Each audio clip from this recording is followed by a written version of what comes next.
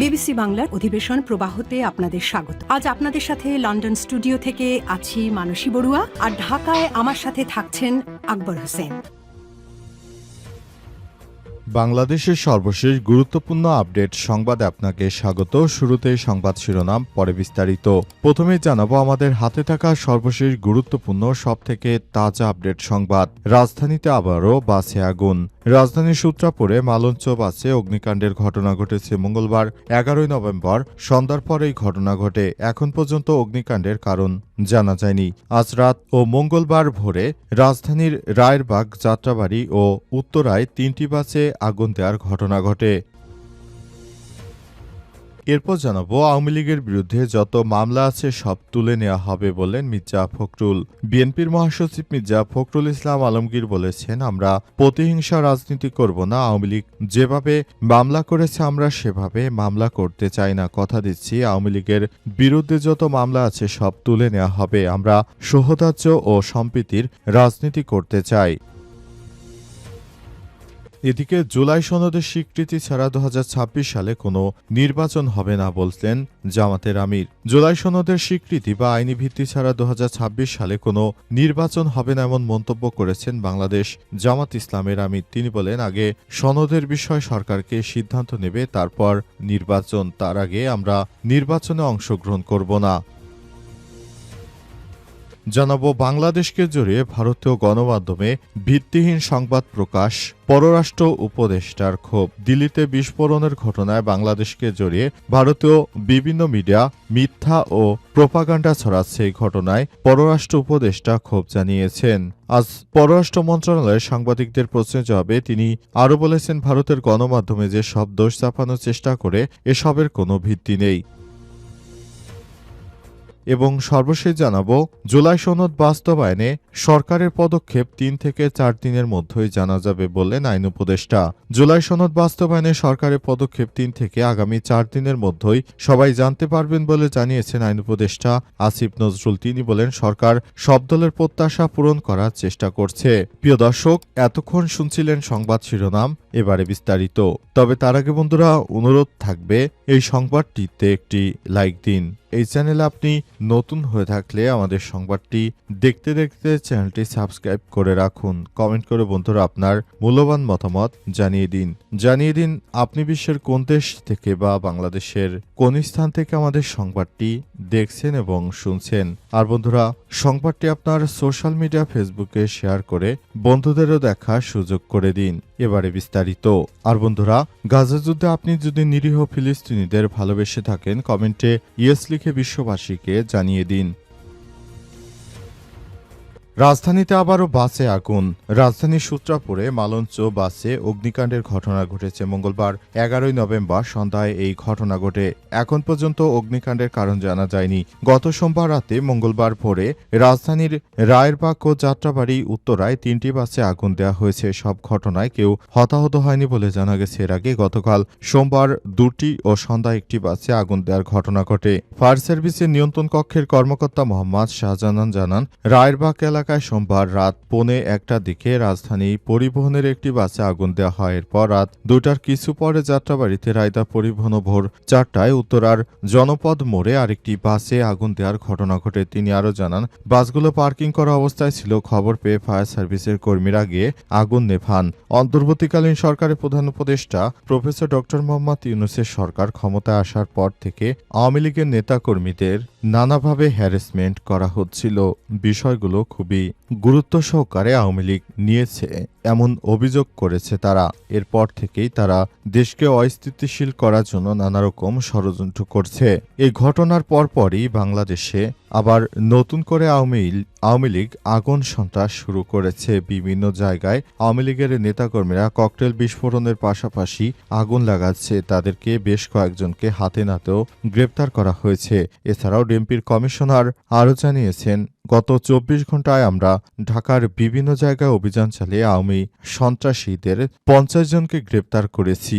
এসব সন্ত্রাসীরা কোনোভাবেই ভালো কোনো কিছু অর্জন করতে পারবে না। এটা খুবই খারাপ একটি বিষয় হয়ে দাঁড়াবে। আওয়ামী লীগের বিরুদ্ধে যত মামলা আছে সব তুলে নেওয়া হবে বললেন মির্জা ফখরুল। বিএনপির মহাসচিব মির্জা ফখরুল ইসলাম আলমগীর বলেছেন, আমরা প্রতিহিংসা রাজনীতি করব না। আওয়ামী লীগ যেভাবে মামলা করেছে আমরা সেভাবে মামলা করতে চাই না। কথা দিচ্ছি, আওয়ামী লীগের বিরুদ্ধে যত মামলা আছে সব তুলে নেওয়া হবে। আমরা সৌহার্দ্য ও সম্প্রীতির রাজনীতি করতে চাই। আজ ঠাকুরগাঁও মোহাম্মদপুর ইউনিয়ন বিএনপি আয়োজিত এক মতবিনিময় সভায় এসব কথা বলেছেন বিএনপির মহাসচিব। এ সময় গণঅভ্যুত্থানে ক্ষমতাচ্যুত হয়ে পালিয়ে যাওয়া সাবেক প্রধানমন্ত্রী হাসিনাকে উদ্দেশ্য করে ফখরুল বলেন, শেখ হাসিনাকে বলছি দেশে আসেন, এসে হাত জোর করে জনগণের কাছে ক্ষমা চান, বলেন যা করেছি ভুল করছি। সভায়ও উপস্থিত ছিলেন জেলা বিএনপি সভাপতি মির্জা ফয়সাল আমিন সহ দলের অন্যান্য নেতাকর্মী ও সমর্থকবৃন্দ।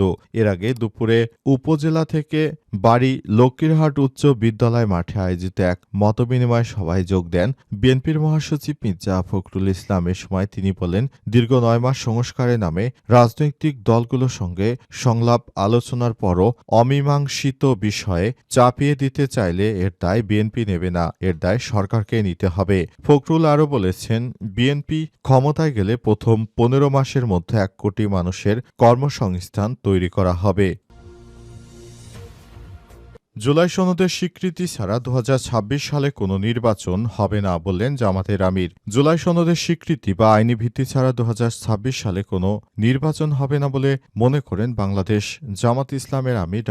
শফিকুর রহমান। আজ তিনি বলেছেন, জুলাই সনদ যতক্ষণ পর্যন্ত বাস্তবায়ন না হবে আমরা নির্বাচনে অংশগ্রহণ করব না, কারণ এই জুলাই সনদের মাধ্যমে নতুন করে আগামীর ভবিষ্যৎ নির্ধারিত হবে। সুতরাং সরকারকে বলব, জুলাই সনদের আইনি ভিত্তি দিন এবং বাস্তবায়ন করুন, তা না হলে আমরা নতুন বাংলাদেশ গড়ে তুলতে পারব না। নতুন বাংলাদেশ গড়ে তোলার জন্য অন্তর্বর্তীকালীন সরকারের প্রধান উপদেষ্টা প্রফেসর ড. মোহাম্মদ ইউনূসের সরকার যে ব্যবস্থা গ্রহণ করেছেন তাকে সাধুবাদ জানিয়েছে জামাত ইসলাম। তবে বিএনপি এখন নানা রকম অপকর্মের কথা বলছে। তারা বলছে তারা নাকি সংস্কারের দায়ভার সরকারের উপর চাপাবে। সংস্কারের কথা বলে দেশের নাকি নির্বাচন বিলম্বিত করছে বিএনপি, কিন্তু প্রকৃতপক্ষে বিএনপি জুলাই সনদের পক্ষেই ছিল না। কিন্তু তাদেরকে জনগণ ত্যাগ করবে বিধায় তারা সনদের কথা বলছে, আর আগামীতে ক্ষমতায় গিয়ে তারা বাংলাদেশটাকে ধ্বংস করবে। এই ধরনের কর্মকাণ্ড বিএনপি যে শুরু করেছে এটা দেশের জন্য খুবই বড় ধরনের সংকট তৈরি হতে পারে। তারেক রহমানের যতটা জনপ্রিয়তা ছিল শেখ হাসিনা পালিয়ে যাওয়ার পর বিএনপির জনপ্রিয়তা অনেক কমে গেছে। এখন বিএনপির চাঁদাবাজি রাহাজানিতে মানুষ অতিষ্ঠ হয়ে পড়েছে। সুতরাং এখন আর বিএনপিকে আগের মতো মানুষ সমর্থন দেয় না। তাই বিএনপির এই সমর্থনবিহীন রাজনৈতিক দলকে এদেশের মানুষ তাদের উপর সংস্কারের কাজটি ছেড়ে দিতে পারে না। দিল্লিতে বিস্ফোরণ, বাংলাদেশকে জড়িয়ে ভারতীয় গণমাধ্যমে ভিত্তিহীন সংবাদ প্রকাশ করছে। ভারতের রাজধানী নয়াদিল্লিতে জঙ্গি হামলার ঘটনায় বাংলাদেশকে জড়িয়ে ভারতীয় গণমাধ্যমে প্রকাশিত সংবাদকে ভিত্তিহীন বলে মন্তব্য করেছেন পররাষ্ট্র উপদেষ্টা তৌহিদ হোসেন। আজ বিকেলে পররাষ্ট্র মন্ত্রণালয়ে সাংবাদিকদের এক প্রশ্নের জবাবে তিনি বলেন, ভারতীয় গণমাধ্যম সবসময় দোষ চাপানোর চেষ্টা করে। এসব কথার কোনো ভিত্তি নেই, বিশ্বাসেরও কোনো কারণ নেই। তৌহিদ হোসেন আরও বলেছেন, কোনো বিবেকবান মানুষ এসব সংবাদ বিশ্বাস করবে না। এই প্রশ্নের জবাবে তিনি বলেছেন, শেখ হাসিনার বিচার নিয়ে জাতিসংঘ কোনো মন্তব্য করেনি। এ বিষয়ে জাতিসংঘ কিছু বললে সরকার সে অনুযায়ী উত্তর দেবে। সম্প্রতি মার্কিন থিঙ্ক ট্যাঙ্ক হোয়াইট অ্যাক্টের প্রতিবেদন প্রসঙ্গে তিনি বলেন, বাংলাদেশে ভারসাম্য নীতিতে বিশ্বাস করে চীন থেকে অস্ত্র কিনলে নিষেধাজ্ঞার মুখে পড়ার সম্ভাবনা তিনি দেখছেন না। এদিকে সকালে নয়াদিল্লি ঐতিহাসিক লালকেল্লার কাছে মেট্রো স্টেশনে গেট ১-এর সামনে একটি গাড়িতে শক্তিশালী বিস্ফোরণে কমপক্ষে ১৩ জন নিহত এবং ২৪ জন আহত হয়েছে। বিস্ফোরণের তীব্রতার আশপাশে গাড়িতেও আগুন ধরে যায় এবং ব্যাপক ক্ষয়ক্ষতি হয়। প্রত্যক্ষদর্শীরা জানিয়েছেন, সড়কে ছড়িয়েছিল মানব শরীরের অঙ্গ-প্রত্যঙ্গ। পুলিশ জানিয়েছে, গাড়িতে বিস্ফোরণের ঘটনায় ব্যক্তি গাড়ির মূল মালিককে গ্রেপ্তার করেছে। পুলিশ জানিয়েছে, হুন্দাই i20 গাড়ির ভেতরে ওই বিস্ফোরণের ঘটনা ঘটে। দিল্লির পুলিশ কমিশনার সতীশ গোলচা সাংবাদিকদের বলেন, ধীরে চলা একটি গাড়ি লাল সিগন্যাল সিগন্যালে থেমেছিল সেই গাড়িতেই বিস্ফোরণ ঘটে। বিস্ফোরণের কারণে আশপাশে আরও কয়েকটি গাড়ি ক্ষতিগ্রস্ত হয়েছে। তদন্ত কর্মকর্তারা জানায় গাড়িটির মূল মালিককে গ্রেপ্তার করা গেছে। গাড়িতে এখনও তার নামেই নিবন্ধিত রয়েছে। দিল্লি পুলিশ জানায় ওই ব্যক্তি 2013 সালে গাড়িটি কিনেছিলেন, পরে গাড়িটি দিল্লির আরেক ব্যক্তির কাছে বিক্রি করে দেন। ওই ব্যক্তিও আবার সম্প্রতি গাড়িটি অন্য আরেকজনের কাছে বিক্রি করেছেন। গাড়িটি সর্বশেষ ক্রেতাকেও গ্রেপ্তার করা হয়েছে। উল্লেখ্য, বিস্ফোরণের ঘটনায় নিহতের সংখ্যা 13 জনে দাঁড়িয়েছে।